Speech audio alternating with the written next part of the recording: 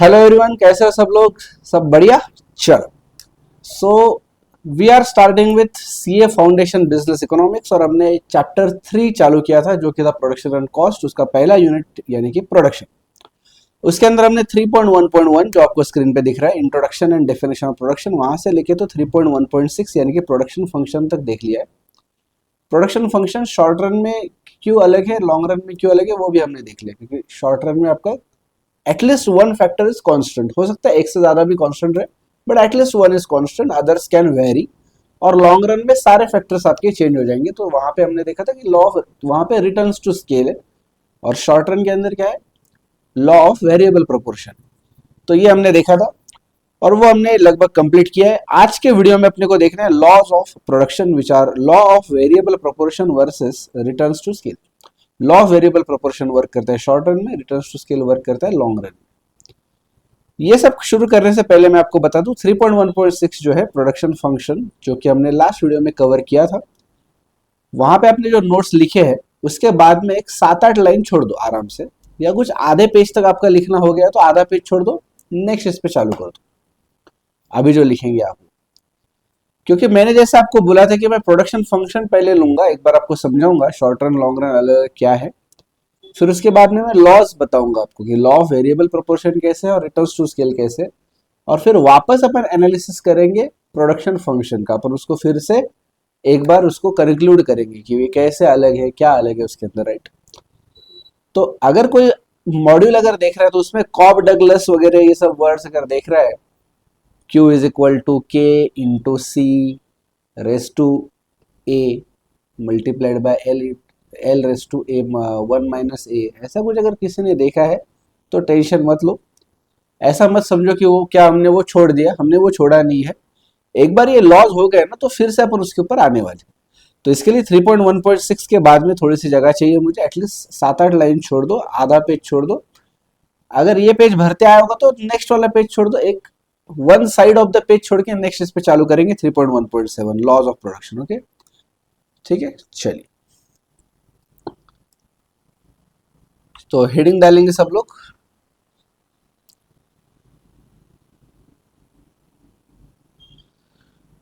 चलिए, हेडिंग डालो 3.1.7। एक सेकेंड, कंटेंट पे अपन क्या करते हैं। चलो ठीक है, कंटेंट ये हमारा जो 3.1.6 है वो अभी हो चुका है ना। थोड़ा सा पार्ट बाकी अपना, बट ठीक है, वो बाद में अपन कवर कर लेंगे। अभी तो मैं इसको कवर करता हूँ।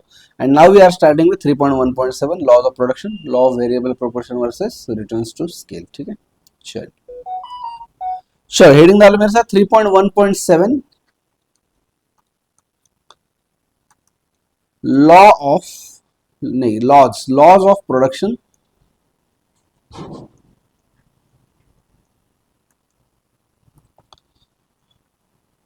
लॉ ऑफ वेरिएबल प्रोपोर्शन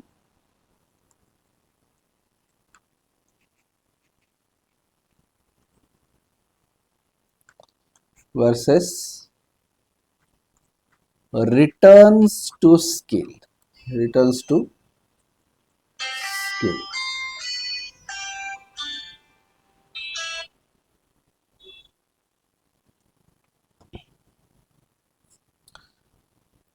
सबसे पहले मुझे बताओ कि ये कहां कहां वर्क करता है। लॉ ऑफ वेरिएबल प्रोपोर्शन कहां वर्क करता है बच्चों? This will work in short run, बराबर। तो लिख लो यहाँ पे, ये शॉर्ट रन का लॉ है। एंड रिटर्न्स टू स्केल कब का है? ये है लॉन्ग रन वाला है। ठीक है, चलिए सबसे पहले हेडिंग डालो short run,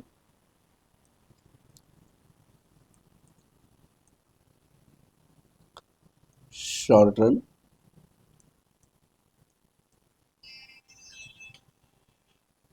law of,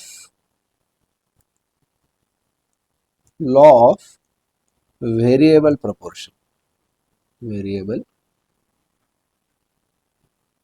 proportion. ये जब बाद में पढ़ेंगे ना अपन तो आपको ध्यान में आएगा। इसके अंदर शुरुआत में क्या होता है, जो रिटर्न्स आते हैं ना, जो प्रोडक्शन बढ़ता है, जैसे मैं कुछ इनपुट बढ़ाता हूँ तो शुरुआत में मेरा प्रोडक्शन बहुत ज्यादा बढ़ता है, उसके बाद में फिर वो कांस्टेंट होता है, उसके बाद में वो फिर से गिरने लगता है। तो क्योंकि इसके लास्ट स्टेज में वो गिरता है प्रोडक्शन, तो इसका नाम है लॉ ऑफ डिमिनिशिंग रिटर्न्स, ये भी नाम है इसका, दूसरा नाम। ठीक है, तो लॉ ऑफ वेरिएबल प्रोपोर्शन के साथ साथ ये भी लिख लो बाजू में, ऑल्सो नोन एज, ये इसका दूसरा नाम है law of diminishing returns, diminishing returns. ठीक है, अच्छा, तो एक बहुत इंपॉर्टेंट बात आपको लिखवानी है मुझे। नॉर्मली क्या होता है ना, इनपुट्स के अंदर अलग अलग टाइप के इनपुट्स रहते हैं, raw material, labour, capital. Capital से अच्छे इसको बोलता हूं मैं मशीनरी, बिल्डिंग। ठीक है, तो ऐसा कुछ टाइप होगा जहां पे इसमें से एक भी इनपुट आप ना बढ़ा सकते हो ना कम कर सकते हो, it will be constant, each and every input is constant. ठीक है, सो ऑल इनपुट्स अगर कांस्टेंट होंगे ना, ऑल इनपुट्स आर कांस्टेंट, तब तो ना प्रोडक्शन बढ़ेगा ना कम होगा, कुछ फर्क ही नहीं पड़ेगा प्रोडक्शन पे। तो इसको बोला जाता है very short period, very short period, जो कि एक दो दिन या एक हफ्ता भी हो सकता है, कि जिसके अंदर आप ना रॉ मटेरियल को बढ़ा सकते हो ना लेबर को बढ़ा सकते हो, कुछ भी नहीं कर सकते। फिर at least one input is constant, at least one, bracket में लिखना है और more input is constant and at least one, bracket में लिखो और मोर इनपुट इज वेरिएबल। ठीक है, ये वाली जो केस है इसको बोला जाता है long, sorry long, short run, short run. ये ऊपर वाला वेरी शॉर्ट पीरियड है ना, वेरी शॉर्ट रन भी लिख सकते हो उसको, वेरी शॉर्ट रन या वेरी शॉर्ट पीरियड। ठीक है, तो ये हो गया शॉर्ट रन, जिसके अंदर एटलीस्ट वन और more input is constant and at least one और मोर इनपुट इज वेरिएबल। इसके अंदर कोई ना कोई यूनिट वेरिएबल रहना भी जरूरी है। अगर कोई भी यूनिट वेरिएबल नहीं है तो वो लॉ पड़ेगी क्या, इसका लॉ ही क्या बनेगा ना। अरे मेरे पास 100 kg raw material, 4 labour, 4 machinery, एक बिल्डिंग, ये कांस्टेंट है। मुझे कोई ऑर्डर आया कि अगले घंटे में मुझे एडिशनल प्रोडक्शन करके चाहिए, या एक दिन के अंदर मुझे एडिशनल प्रोडक्शन करके चाहिए। मैंने मेरे वेंडर्स को, सप्लायर्स को फोन किया, बोला भैया मुझे रॉ मटेरियल और दे दो। उसने बोला कि पहुंच जाएगा लेकिन 3 दिन लग जाएंगे। तो मैं 1-2 घंटे में या एक दिन में या 2 दिन में मेरा प्रोडक्शन बढ़ा ही नहीं सकता, क्योंकि ना ही मैं रॉ मटेरियल बढ़ा सकता हूँ, ना ही लेबर, ना मशीनरी, ना building. If each and every input is constant तो प्रोडक्शन बढ़ेगा ही नहीं, प्रोडक्शन तो उतना ही रहेगा। तो वहां पे ना कोई लॉ बनेगा या ना उसको कोई पढ़ने की जरूरत है। तो इसके लिए वेरी शॉर्ट रन या वेरी शॉर्ट पीरियड कौन सा माना जाता है, जहां पे every each and every input is constant. तो इसलिए शॉर्ट रन में याद रखेंगे आप कि एटलीस्ट वन कांस्टेंट है ना, सब जगह बोला जाता है कि at least one is constant, at least one और मोर इज कांस्टेंट, ये सब जगह पढ़ोगे। उसके साथ साथ ये भी याद रखो कि एटलीस्ट वन इज वेरिएबल। अगर वेरिएबल नहीं है तो लॉ ही क्या पढ़ेंगे अपन कि कुछ इनपुट बढ़ा के प्रोडक्शन बढ़ रहा है ना, कुछ इनपुट बढ़ा के प्रोडक्शन बढ़ रहा है, ये हमको पढ़ना है। अब अगर सबके सब इनपुट अगर कांस्टेंट है तो ना ही कोई भी एक इनपुट बढ़ ही नहीं रहा है तो प्रोडक्शन बढ़ेगा ही, बात ही खत्म हो गई ना यहाँ पे। गेटिंग मी और नॉट, हाँ या ना, समझ आ रहे। So please remember at least one और मोर यूनिट इज कांस्टेंट। जैसे एक यूनिट कांस्टेंट है, कम से कम एक इनपुट कांस्टेंट है, वैसे कम से कम एक इनपुट वेरिएबल भी है, इसको बोला जाता है short run. And all inputs are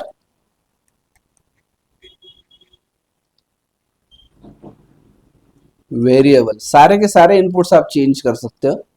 इस पीरियड को बोला जाता है लॉन्ग रन, इसको पीरियड को बोला जाता है लॉन्ग रन।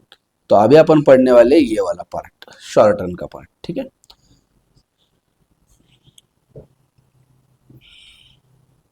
तो नॉर्मली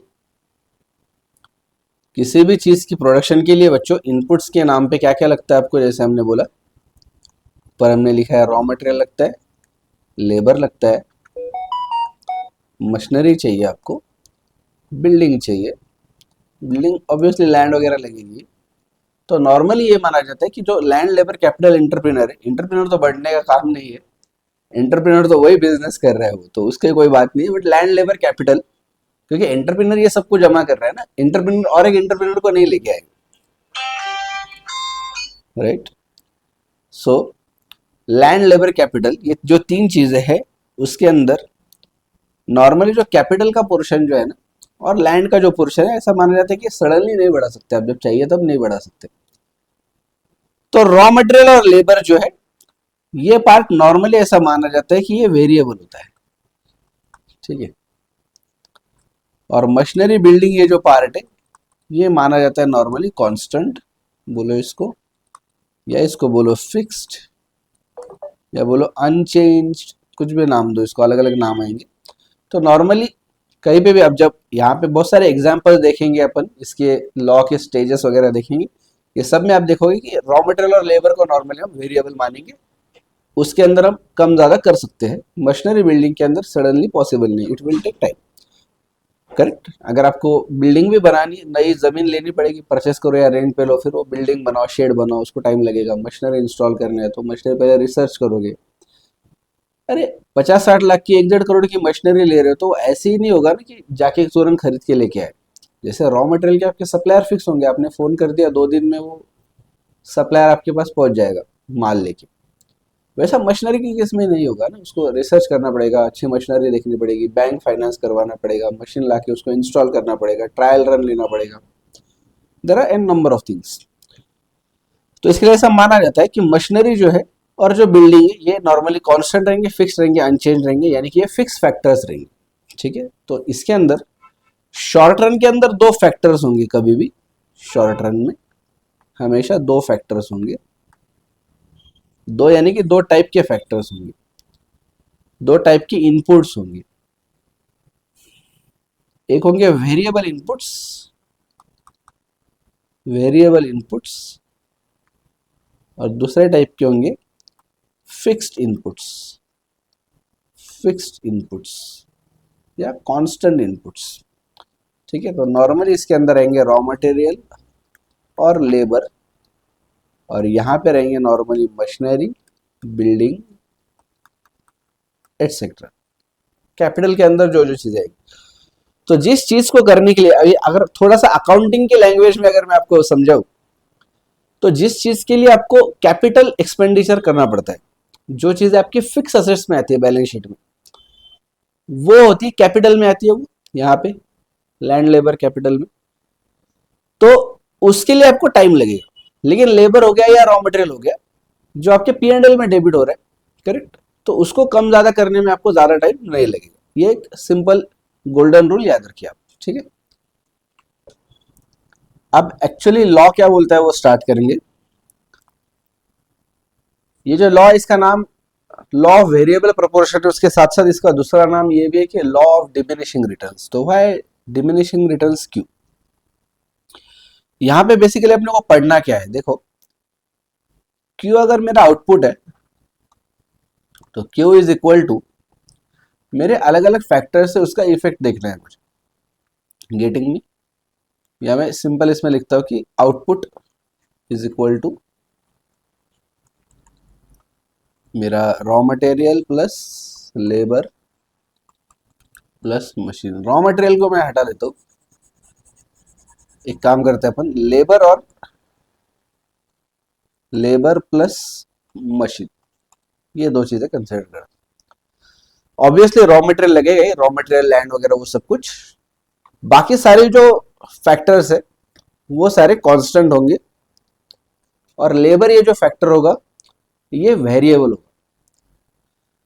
अभी ऐसा क्यों करना है अपने को कि एक ही जो फैक्टर है हमारा वो वेरिएबल है, और बाकी जो फैक्टर्स है वो सारे फिक्स्ड है, बिकॉज इसके साथ में लैंड है, इसके साथ में बिल्डिंग है, फिर बाकी जो चीज है वो सारी के सारी फिक्स्ड है। क्योंकि इस लॉ के अंदर अपने को क्या करना है कि मुझे लेबर को अगर मैं थोड़ा थोड़ा बढ़ाता हूं तो उसका आउटपुट पे क्या असर पड़ता है वो हमें स्टडी करना है। जैसे पहले 10 टेबल्स थे ना, 10 टेबल बनाने के लिए मुझे 4 लेबर लगते थे प्लस 4 मशीनरी लगती थी प्लस एक बिल्डिंग लगती थी। आप बोलोगे सर रॉ मटेरियल का क्या? बच्चा रॉ मटेरियल चाहे तब बढ़ा सकते हो, वो कोई बड़ी बात नहीं है। इट इज इतना कुछ बहुत ज्यादा सोचने की जरूरत नहीं है उसके लिए। वो तो वेंडर है, सप्लायर है, उससे लेना है अपने को। एक सप्लायर के पास अगर स्टॉक कम पड़ेगा दूसरे से ले लेगा, वो कोई स्टडी वाली बात नहीं। वो जब चाहे तब बढ़ा सकते हैं, जब चाहे तब कम कर सकते हैं। हम वो फैक्टर्स की बात कर रहे हैं, जैसे लेबर है, मशीनरी है, बिल्डिंग है, कि जब चाहे तब बढ़ाना, जब चाहे तब कम करना, ये हो रहा है या नहीं हो रहा है, ये अपने को देखना पड़ता है। जैसे लेबर, आपको 2 दिन के लिए एक्स्ट्रा लेबर चाहिए तो 2 दिन के लिए लेबर लगा दिया फिर निकाल दिया, ऐसा नहीं होगा ना। ये कहीं ना कहीं ये आपका इंटरनल मामला हो गया, लेबर हो गया, मशीन हो गई, बिल्डिंग हो गई। रॉ मटेरियल के बारे में वैसा नहीं कहा जा सकता। रॉ मटेरियल आपको आज की डेट में ज्यादा चाहिए, आप ज्यादा ले लो, कल आपको ऑर्डर देना ही नहीं है, कल मत दो ऑर्डर, परसों कम क्वांटिटी का ऑर्डर देना है, तो वो कंप्लीटली आपके कंट्रोल में, तो उसको पढ़ने की जरूरत नहीं है। तो यहां पे मैं आपको अभी लॉ नहीं समझा रहा हूं, मैं आपको ये बता रहा हूं कि इस लॉ में हम पढ़ने क्या वाले, what we are exactly studying. तो बच्चों ये लॉ में ना, ये जो 4 लेबर है अपने, इसको अगर मैं 5 कर दूं, +1 करके 5 करूं, या और +1 करके 6 करूं, 7 करूं, 8 करूं, तो यहाँ पे मेरे टेबल पे क्या असर पड़ रहा है? मैं 10.5 बना रहा हूँ क्या, 11, 11.5, 12, 15, 17, ये हो क्या रहा है एग्जैक्टली? ये हमें स्टडी करना है कि एक वेरिएबल इनपुट को अगर मैं बढ़ाता हूँ, ध्यान से सुनो, output is a dependent factor. मुझे आउटपुट बढ़ाना है तो मैं सिर्फ ये सोच के मतलब नहीं कि आउटपुट बढ़ाना है। आउटपुट बढ़ाने के लिए मुझे क्या करना पड़ता है? इनपुट बढ़ाना पड़ता है। इनपुट में एक से ज्यादा इनपुट भी एक टाइम पे मैं बढ़ा सकता हूँ, बट क्या होता है ना, एक टाइम पे 2 चीजें बढ़ाएंगे तो अपन उसका रिजल्ट कैलकुलेट नहीं कर पाएंगे। जैसे मैं एग्जांपल लेता हूँ आपको, मान लो आप ऐसे मुंबई, पुणे, बेंगलोर ऐसी शहर में कहीं रहते हो जहां पे ट्रैफिक बहुत ज्यादा होता है। आपको ये देखना है कि आपको मान लो ऑफिस जाने के लिए 3 अल्टरनेट रोड्स है, तो आपको ये देखना है कि मैं कौन सा रोड मेरे लिए सही है। तो आप मंडे के दिन एक रोड पे से जाके देखा आपने कार में से, ट्यूसडे के दिन या वेनसडे के दिन आपने दूसरे रोड पे से जाके देखा, लेकिन तब आप बाइक से गए, और संडे के दिन आपने तीसरे रोड से जाके देखा, तब आप ऑटो करके चले गए। अब यहाँ पे बहुत सारे फैक्टर्स चेंज हो गए। देखना क्या क्या चेंज हुआ है यहाँ पे। आपने एक तो रोड चेंज किया, तो अभी पहले रोड से जब गए आप, तब आप गए थे कार से, दूसरे रोड पे गए तो बाइक से गए थे। अगर दूसरे रोड से आप जल्दी पहुंच गए होंगे तो उसके 2 रीजन होंगे। एक तो वो रोड बेटर होगा, शॉर्टकट होगा, वहां पे ट्रैफिक कम होगी, या फिर आप कार की जगह बाइक लेके गए तो ऑब्वियसली आपकी स्पीड बढ़ जाएगी ट्रैफिक के इसमें। बाइक से गए तो जल्दी पहुंच जाओगे, तो आप पता नहीं कर पाओगे कि रोड 1 बेटर या रोड 2 बेटर, क्योंकि आपने व्हीकल भी चेंज कर दिया। फिर जब रोड 3 से गए आप, तब आपने रोड भी चेंज किया, आपका कम्यूटेशन का व्हीकल भी चेंज कर दिया, ऑटो से गए आप। और तीसरा आपने डे भी चेंज कर दिया, संडे को गए आप, कि जब वर्किंग डे नहीं है। करेक्ट, वर्किंग डे पे जाएंगे तो ट्रैफिक ज्यादा रहेंगे, वीकेंड पे सुबह सुबह जाओगे 10 बजे तो ट्रैफिक ऑब्वियसली कम होगी। तो आप एग्जैक्टली पता नहीं कर पाओगे कि कौन सा रोड बेटर है। तो क्या करना पड़ेगा आपको? सिर्फ आपको ये जानकारी लेनी है कि कौन सा रोड मेरे लिए सही है, जहां पे ट्रैफिक कम है, जो शॉर्टकट है, जहां से मैं जल्दी पहुंच जाता हूँ, आराम से पहुंच जाता हूँ। आपको क्या करना पड़ेगा? व्हीकल फिक्स रखनी पड़ेगी, टाइमिंग फिक्स रखना पड़ेगा। इवन टाइम का तो हमने ध्यान दिया है, टाइम भी आपको एग्जैक्टली सेम रखना पड़ेगा। दिन भी आपको वही रखने पड़ेंगे। मान लो वर्किंग डे ले लो, कोई भी मंडे, ट्यूसडे, वेडनेसडे, कोई भी वर्किंग डे ले लो, और तब तीनों रोड से जाके देखना पड़ेगा, और जहां से आप जल्दी पहुंचोगे फिर आप बोल सकते हो कि हाँ ये रोड बेटर। तो यहां से क्या समझा अपने को कि अगर किसी भी चीज का इफेक्ट अगर समझना है अपने को, तो अपने को देखना पड़ेगा ना कि बाकी सारी चीजों को अपने को फिक्स रखना पड़ेगा, कोई भी एक ही चीज को बदलना पड़ेगा। Sir getting me? तो वैसे ही यहां पे भी आउटपुट क्यों बढ़ा, ये अगर मुझे स्टडी करना है कि कौन से इनपुट का इंपैक्ट आ रहा है इसके ऊपर, कितना इंपैक्ट आ रहा है, करेक्ट, कौन से इनपुट का आ रहा है, कितना इम्पैक्ट आ रहा है, ये देखना है मुझे। तो मुझे एक ही फैक्टर वेरिएबल रखना पड़ेगा, बाकी सारे फैक्टर्स क्या रखने पड़ेंगे, फिक्स रखने पड़ेंगे। तो मुझे पता चलेगा कि मैं लेबर बढ़ा के मेरा रॉ मटेरियल, मतलब रॉ मटेरियल नहीं, मेरा आउटपुट कितना बढ़ता है। करेक्ट, मान लो अगर मैंने 4 की जगह 5 लेबर कर दिए, एक मिनट, अगर मैंने 4 की जगह 5 लेबर कर दिए और 4 की जगह 5 मशीनरी भी ले ली, ठीक है, बिल्डिंग अभी भी एक ही है। तो बच्चों यहाँ पे 10 टेबल की जगह अगर 15 टेबल बन गए, तो ये जो मेरी स्पीड बढ़ गई काम की, 5 टेबल एक्स्ट्रा बने, ये क्यों बने, एक एक्स्ट्रा लेबर की वजह से बने या एक मशीन की वजह से बने। यहाँ पे झगड़ा हो जाएगा ना कि किसकी वजह से फायदा हुआ, मतलब हुआ तो दोनों का है, बट किसका इंपैक्ट ज्यादा है। लेबर बोलेगा देखो मैं, मेरी वजह से 3 टेबल एक्स्ट्रा बन गए, मशीन की वजह से 2, ऐसा। फिर मालिक बोलेगा नहीं नहीं, मशीन लाने का ज्यादा इंपैक्ट है।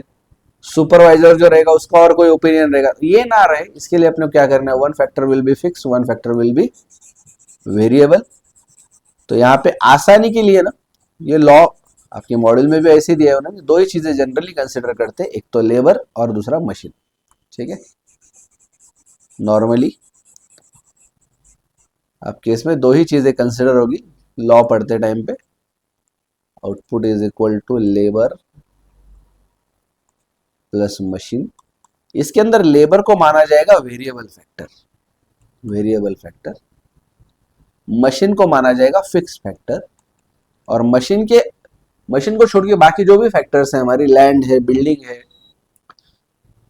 या और भी कुछ लगता होगा आपको, तो वो सारा क्या रहेगा, फिक्स्ड रहेगा। तो apart from labour each and every factor will be fixed. ठीक है, तब ये देखो लॉ क्या बोलता है, ये लॉ बोलता है,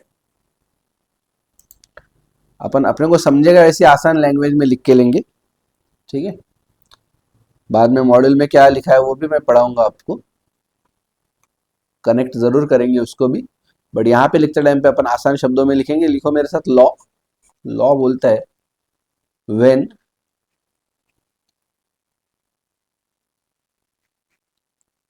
all the factors of production, when all the factors of production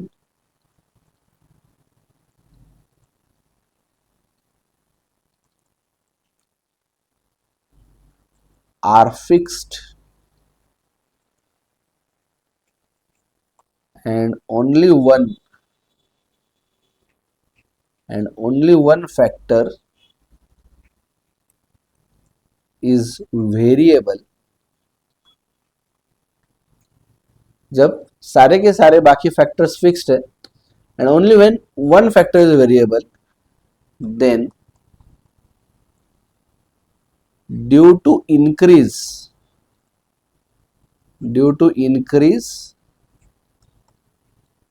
in that variable factor,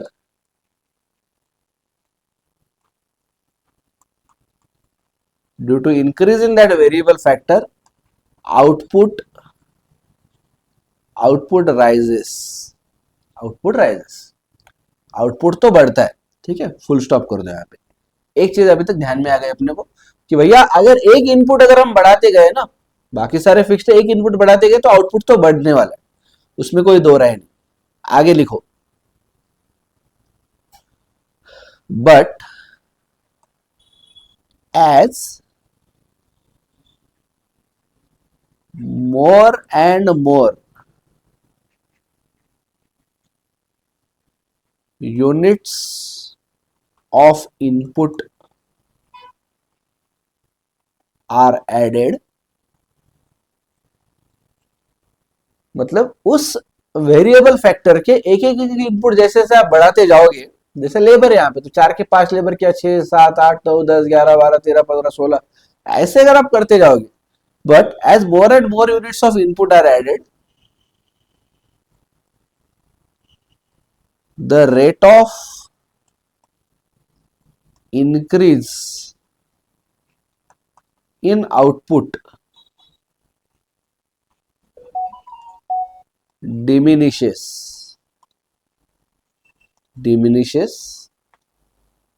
then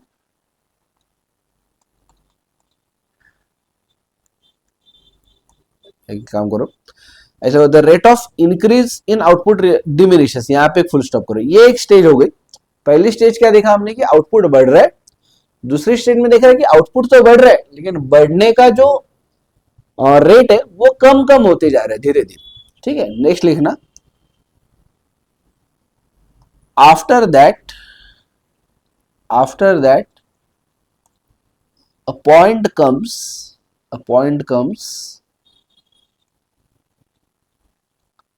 when the output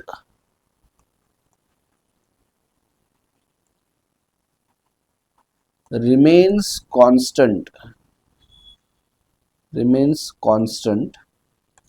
मतलब आउटपुट बढ़ता ही नहीं।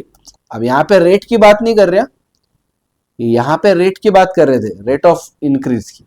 यहाँ पे सीधा सीधा आउटपुट की बात कर रहे हैं, output remains constant and after that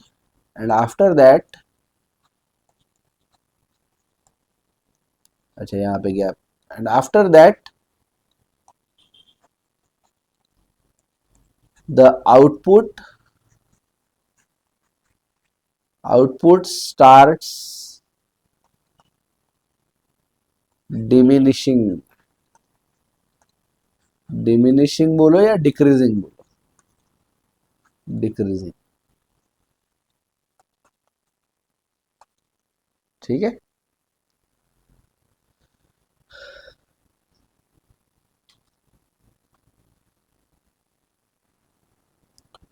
ठीक है,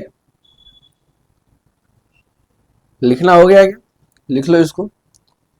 ये लॉ मॉड्यूल में क्या लिख, मतलब कैसे लिखा है ये भी मैं आपको बाद में बताऊंगा ऑब्वियसली, बट ये होगा अपने आसान शब्दों में एकदम, कि जो अपने को अच्छे से ध्यान में आ जाएगा। इसका एग्जाम्पल लिखो। वेरिएबल फैक्टर कौन सा है बच्चों अपना? लेबर ब्रैकेट में लिखो वेरिएबल फैक्टर,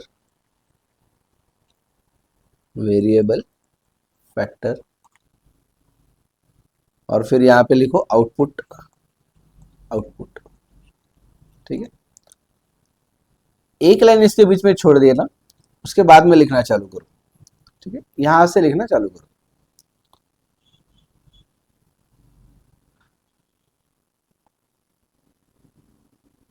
मान लो आपके पास एक लेबर था, आपके पास मशीन, बिल्डिंग वगैरह बाकी सारे फैक्टर्स फिक्स्ड है, समझ गया ना आपको? बाकी सारे के सारे फैक्टर्स रहेंगे फिक्स्ड। एक लेबर बाकी सारे मशीन्स वगैरह वो सब यूज करके 100 का आउटपुट बनाता है।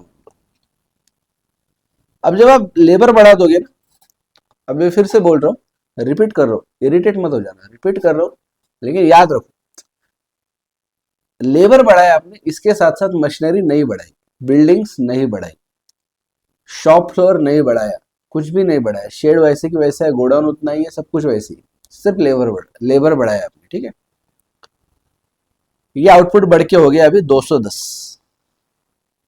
तीसरा लेबर लगाया, आउटपुट हो गया 330। चौथा लेबर लगाया, आउटपुट हो गया 440। ठीक है, अब देखो यहां तक क्या हो रहा है, धीरे धीरे बढ़ रहा है प्रोडक्शन। पहले एक जन ने मिलके 100 ही किया था, लॉजिकली दोनों ने मिलके 200 करना चाहिए था। Getting me? लॉजिकली दोनों ने मिलके 200 करना चाहिए था, बट दोनों मिलके 210 कर रहे। सही है ना? फिर तीनों ने मिलके, अगर मैं 100 वाला रेट लगाऊं कि एक बंदा 100 करता है तो उसके हिसाब से 300 करना चाहिए था, लेकिन 330 कर। यहाँ पे कितना बढ़ गया? 110 का प्रोडक्शन बढ़ गया, यहाँ पे बढ़ा 120 का। मतलब देखो यहाँ पे प्रोडक्शन भी बढ़ रहा है, रेट भी बढ़ रहे हैं। बहुत बढ़िया, बहुत अच्छी बात। उसके बाद में क्या हुआ, 330 का 440 हुआ, मतलब फिर से 110 ही बढ़ा बस। अब क्या हो गया देखना, rate of increase started diminishing. हमने क्या लिखा था? When all the factors of production are fixed and only one factor is variable, then due to increase in that variable factor, output rises. Output बढ़ेगा। But as more and more units of input are added, देखो तीसरा चौथा unit जब हमने add किया तब क्या हुआ, units are added, the rate of increase in output diminishes. ये रेट कम हो जाएगा धीरे धीरे। अब देखो जब पांचवा लेबर आ जाएगा, ये 520 ही होगी सिर्फ। कितने बढ़ गए सिर्फ +80 हुए सिर्फ। जब छठा लेबर आ जाएगा तब ये सिर्फ 600 होंगे।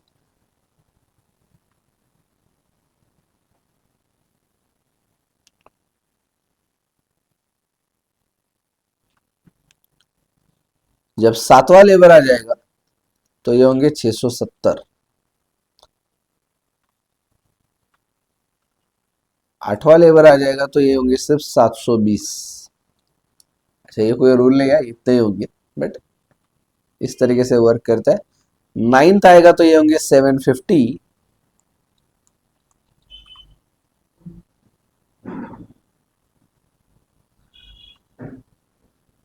फिर 10th आएगा तब भी ये रहेंगे 750। हमने यहाँ पे लिखा है, देखो अब देखना, यहां तक हमने देख लिया था। कहां तक देखा था, एक second. But as more and more the rate of increase in output diminishes, यहां तक हमने देख लिया था कि डिमिनिशेस तक रेट डिमिनिश हो गए।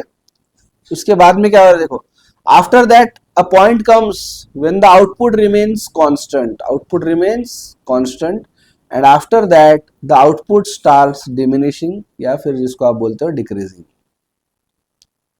तो अब ये पॉइंट आ गया है जहां पे आउटपुट रिमेन कांस्टेंट।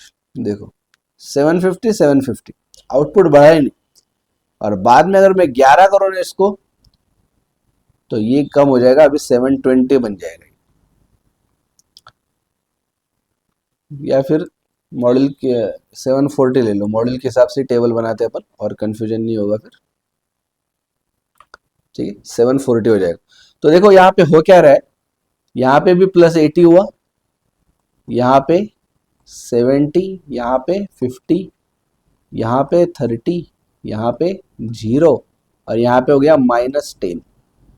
देखा आपने, रेट ऑफ इंक्रीज जो है वो फिर धीरे धीरे कम हो गया, फिर उसके बाद में 0 हो गया रेट ऑफ इंक्रीज। 0, 750 का 750 रहा, 0 हुआ, रेट एग्जैक्टली सेम, यानी कि आउटपुट रिमेन्ड कांस्टेंट, एंड उसके बाद में फिर आउटपुट गिरना चालू हो गया। ठीक है, यही 3 स्टेजेस है इसके अंदर, यही 3 स्टेजेस। एक स्टेज यहां से यहां तक आती है, 100 से स्टार्ट होगी एक स्टेज, और ये 330 तक आएगी। यहां पे देखो आउटपुट भी बढ़ेगा, आउटपुट भी बढ़ेगा, रेट भी बढ़ेगा, रेट ऑफ इंक्रीज वो भी बढ़ रहा है। पहले 110 था, पहले तो 0 के 100 हुआ, 0 लेबर था तो 0 आउटपुट रहेगा ना, तो 0 से 100 हुआ, मतलब 100 से रेट बढ़ा, फिर 100 का 110 हुआ, फिर 110 का 120 हुआ, तो यहां तक राइज। फिर 440 से लेके, सॉरी 330 से लेके, तो 330 के आगे, और 330 से लेके कहां तक आएगा बच्चों, 750 तक आपका आउटपुट बढ़ रहा है, लेकिन बढ़ने का जो रेट है वो कम हो रहा है। करेक्ट, आउटपुट बढ़ रहा है बट बढ़ने का रेट कम हो रहा है। ओके, तो यहाँ पे आउटपुट बढ़ रहा है, रेट कम हो रहा है। यहां पे क्या हो गया, ये जो स्टेज है, ये एक स्टेज आ गई 750 से 750, मतलब 9th लेबर से 10th लेबर पे जब गए ना आप, तो आपका आउटपुट भी कांस्टेंट है, आउटपुट है आपका कांस्टेंट, और जो बढ़ने का रेट था ना, ये सीधा सीधा 0 हो गया, अभी कुछ भी नहीं बढ़ा। करेक्ट, ये डायरेक्टली क्या हो गया, 0। और फिर 10th to 11th वाली ऐसी सिचुएशन है,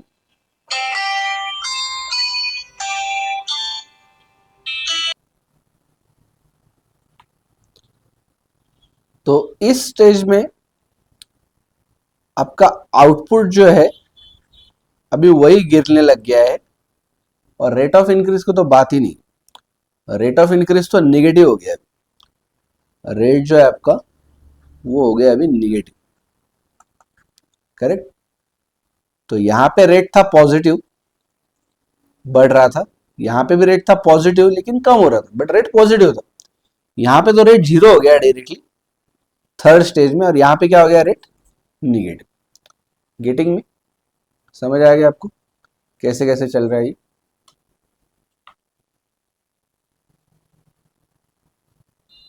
चलो, तो यहाँ पे अभी ऊपर आओ, और मैंने बोला था ना आपको एक लाइन छोड़ना है आपको यहाँ पे।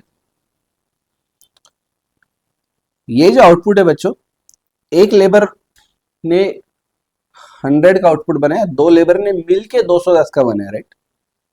तीन लेबर ने मिलके 330 का बनाया, चार ने मिलके 440 का बनाया, ऐसा है ना, मिला के टोटल आउटपुट है वो, करेक्ट। तो इसलिए इसका नाम है टोटल प्रोडक्ट। इसका नाम क्या है? टोटल प्रोडक्ट, यानी कि टीपी। फिर एक बनता है average product. Average product, average product,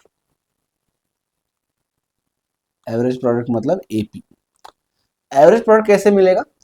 average product मिलेगा आपको total product TP divided by labour, यानी कि यहाँ पे आएगा 100, यहाँ पे आएगा 105, 205 को 2 से डिवाइड करो 105, 330 को 3 से डिवाइड करो 110, 440 को 4 से डिवाइड करो 110, 520 को 5 से डिवाइड करो, कितना आ रहा है?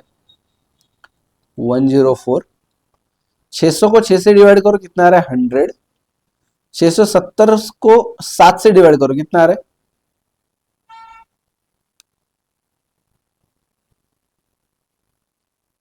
670 डिवाइडेड बाय 7,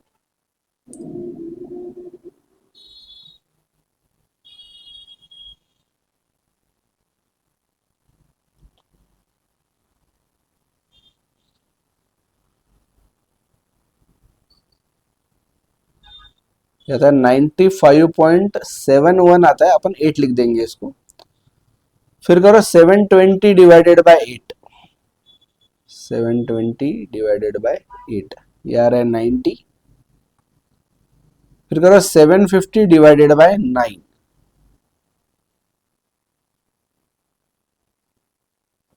ये आता है 83.34। फिर 750 डिवाइडेड बाय 10, ये आ रहा है 75। और फिर करो 75 divide 740 divided by 11, 740 divided by 11, ये आ रहा है 67.27, या 28 कर दो इसको, 67.28,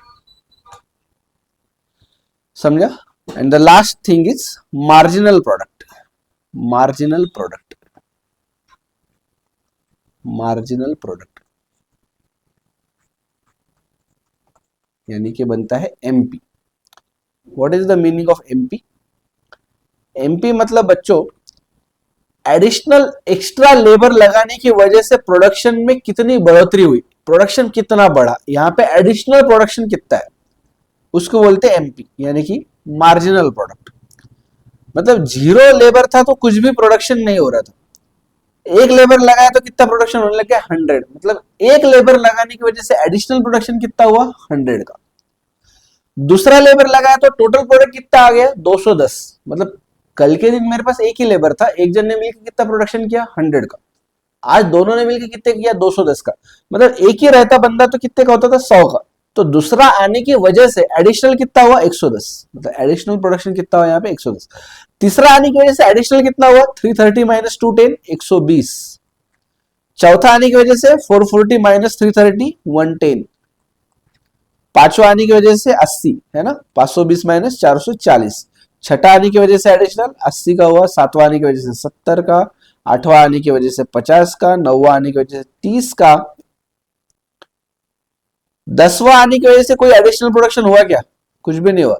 मतलब 10वें लेबर की जो आपने सैलरी दी होगी वो फोकट की दी आपने, लिटरली फोकट की, उससे कुछ भी फायदा नहीं हुआ आपको, उसको आपको फ्री में देना है सैलरी, क्योंकि वो आने से पहले भी आपने 750 का ही प्रोडक्शन करते थे, अभी वो आने के बाद में भी 750 का ही प्रोडक्शन कर रहे हो, उससे कोई फर्क ही नहीं पड़ा आपको। इसके लिए वहां पे कितना आया? ये मार्जिनल प्रोडक्ट 0। और अभी देखो मजे की बात, 11वां बंदा जब आया ना, उसकी वजह से एडिशनल फायदा तो छोड़ो, आपको उल्टा नुकसान हो गया। जब 10 बंदे थे तो मिलके 750 का प्रोडक्शन करते थे, जब 9 बंदे थे तब भी 750 का ही प्रोडक्शन करते थे। तो 10वां आने की वजह से फायदा तो हुआ ही नहीं कुछ, बट नुकसान भी नहीं हुआ। लेकिन जब 11वां आ गया ना, तो 11वें ने क्या किया पता है? पहले जो 750 का प्रोडक्शन होता था उतना भी नहीं होने दिया, अभी तो 740 का ही प्रोडक्शन हुआ, अभी मार्जिनल आउटपुट इज निगेटिव -10। आ रही है बात ध्यान में? मार्जिनल प्रोडक्ट यहाँ पे क्या रहेगा? -10। समझा? तो मार्जिनल प्रोडक्ट शुरुआत में बढ़ता है, फिर धीरे धीरे कम होता है, बट फिर भी पॉजिटिव रहता है, और फिर एक टाइम पे जीरो बनता है, और उसके बाद में फिर वो निगेटिव हो जाता है, क्योंकि the production due to additional unit of input, due to one additional unit of input is zero, and after that it starts decreasing, वो माइनस में चला जाएगा, निगेटिव हो जाएगा बच्चों। समझा ये? तो यही जो तीन चीजें हैं, टीपी, एपी एंड एमपी, बहुत ही important. Total product, average product and marginal product, very very very very important concepts. ठीक है? टोटल प्रोडक्ट मतलब, अभी देखो पहले अगर मैं आपको डेफिनेशन पढ़ाता ना तो ये बड़ा मुश्किल हो जाता है याद रखने को। अभी एग्जाम्पल के थ्रू अपने को ध्यान में आ गया ना। अभी इसका मतलब क्या है? टोटल प्रोडक्ट मतलब जो टोटल प्रोडक्शन हो गया।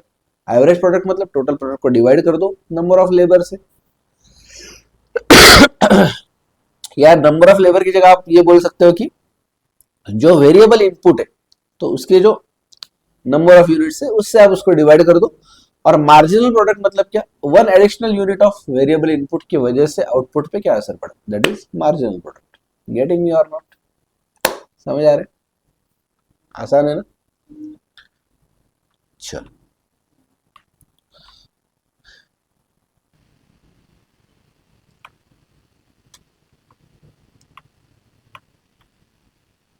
चलो फिर यहाँ पे फटाफट दो तीन फॉर्मूले लिख लो। एक्चुअली ये लॉजिक है ना, लिखने की जरूरत नहीं है, बट कभी कभार न्यूमेरिकल्स आ गए तो फिर इसका काम पड़ता है, और ये फिर वहाँ पे लॉजिक लगाते बैठना नहीं अपने को, जल्दी जल्दी इसके आंसर्स आने चाहिए। एवरेज प्रोडक्ट कैसे मिलेगा आपको? Average product, average product is equal to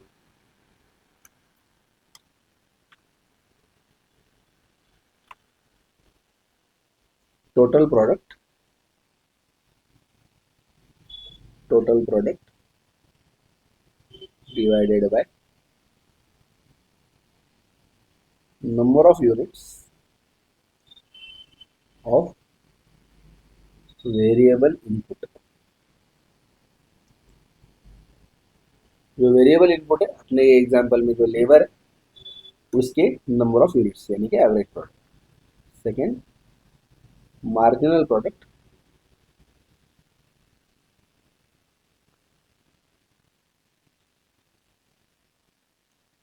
marginal product is equal to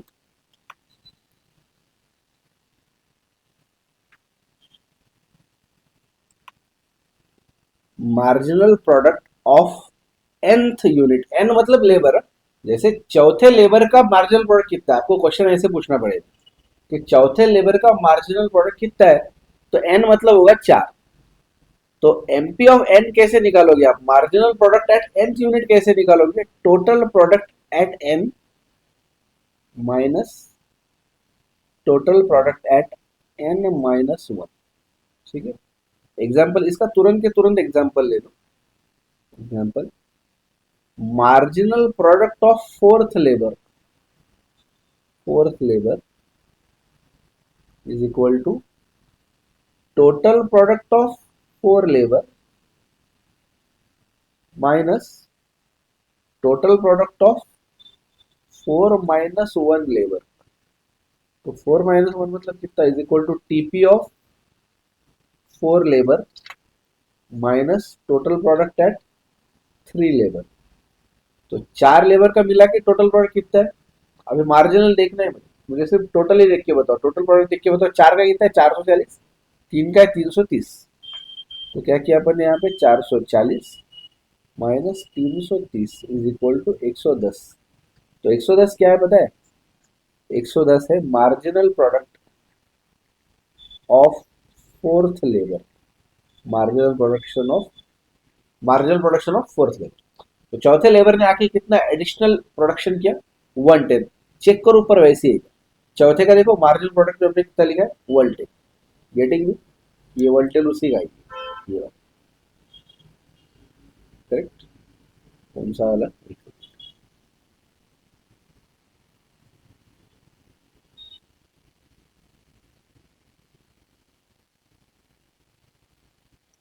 हाँ ये वाला 110 उसी का ही। हमने क्या किया यहाँ पे, चौथे का टोटल प्रोडक्ट लिया, तीसरे का टोटल प्रोडक्ट लिया, 440 में से 320 माइनस कर दिया, क्या मिला अपने को, ये 110। करेक्ट। चलो अब टोटल प्रोडक्ट कैसे निकालेंगे। अब यहाँ पे हमने क्या किया, टोटल प्रोडक्ट पे से एवरेज या मार्जिनल निकालने का फॉर्मूला देखा हमने। कभी कभार ऐसा होगा ना कि आपको एवरेज प्रोडक्ट दिया होगा या फिर मार्जिनल प्रोडक्ट दिया होगा, तो वहां से टोटल कैसे निकालोगे आप। तो देखो टोटल प्रोडक्ट का क्या फॉर्मूला है, total product is equal to TP, total product is equal to average product के,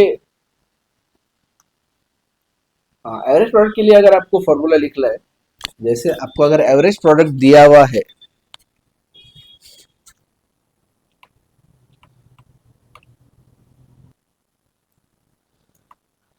तो टोटल प्रोडक्ट को जब मुझे, मतलब मुझे क्वेश्चन में एवरेज प्रोडक्ट दिया हुआ है और नंबर ऑफ लेबर दिया है या नंबर ऑफ वेरिएबल, मतलब वेरिएबल फैक्टर के नंबर ऑफ यूनिट दिए, तो वहां से मैं टोटल प्रोडक्ट कैसे निकालूंगा, मैं निकालूंगा देखो average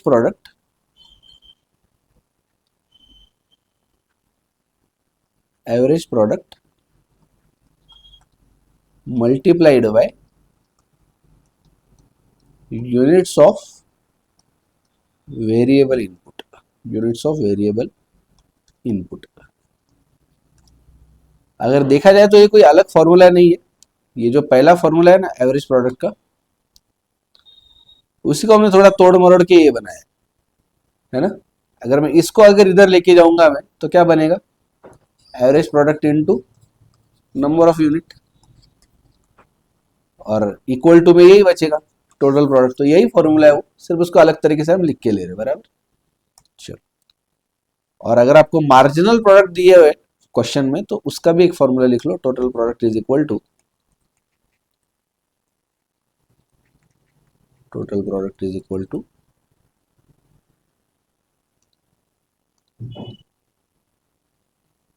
some of all marginal product, sum of all marginal product. इसी को सिंबॉलिकली ऐसे लिखते हैं, समेशन का साइन पता है ना, sigma, summation of all marginal product. Correct, yes. तो इस तरीके से आपको क्वेश्चन में कुछ भी आने दो, आपको आंसर करते आना चाहिए। आपको एवरेज प्रोडक्ट दे दिया, आपको टोटल पूछ सकते हैं, या फिर एमपी देके टोटल पूछ सकते हैं, या फिर टोटल देके एपी पूछ सकते हैं, टोटल देके एमपी पूछ सकते हैं, कुछ भी पूछ सकते हैं। यहाँ पे न्यूमेरिकल्स आने का चांस होता है इस पॉइंट से। जैसे हमने देखा था ना डिमांड सप्लाई के चैप्टर में से, आपको इलास्टिसिटी पे न्यूमेरिकल्स आ सकते थे। वैसे यहाँ पे ये टोटल प्रोडक्ट और मार्जिनल प्रोडक्ट है, एवरेज प्रोडक्ट, इनका जो रिलेशनशिप है एक दूसरे के साथ में, उसके ऊपर न्यूमेरिकल्स आ सकते हैं। तो we will be prepare for that as well. ठीक है,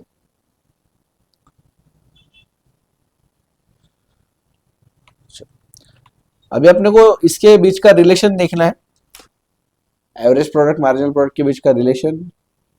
फिर इसके ये जो लॉ है, लॉ ऑफ वेरिएबल प्रोपोर्शन बोलो या लॉ ऑफ डिमिनिशिंग रिटर्न्स, ये जो लॉ है इसके एजम्पशंस अपने को देखना है, इसके स्टेजेस भी देखना है। ये जो अपन ने जो टेबल पे जो स्टेजेस बनाए ना, तो वैसे उसको स्टेजेस के फॉर्म में प्रॉपरली लिख के लेना है, और उसके बाद में फिर अपने को इसका एवरेज प्रोडक्ट और, सॉरी, टोटल प्रोडक्ट और एवरेज प्रोडक्ट और मार्जिनल प्रोडक्ट, ये सबका ग्राफ बनते हैं ना। ग्राफ पे अगर इसको प्लॉट करते हैं अपन और इसके कर्व बनाएंगे, तो ये कर्व कैसा मूव करते हैं वो भी देखेंगे। सो देखा, ये पार्ट बहुत ही इंपॉर्टेंट है, इसके अंदर लगेगा अपने को एक दो lecture, but it is very important. यहाँ पे से क्वेश्चंस भी आने के चांसेस है, बहुत सारे ऑब्जेक्टिव क्वेश्चंस यहाँ पे से बनते हैं, बहुत से लॉजिकल क्वेश्चंस यहाँ पे बनते हैं कि आपको घुमा घुमा के उल्टे सीधे तरीके से बहुत सारे क्वेश्चंस यहाँ पे से पूछे जा सकते हैं। So this part is very important, तो keep patience and keep watching the videos and keep study. मिलते हैं अगले वीडियो में, तब तक के लिए बाय बाय।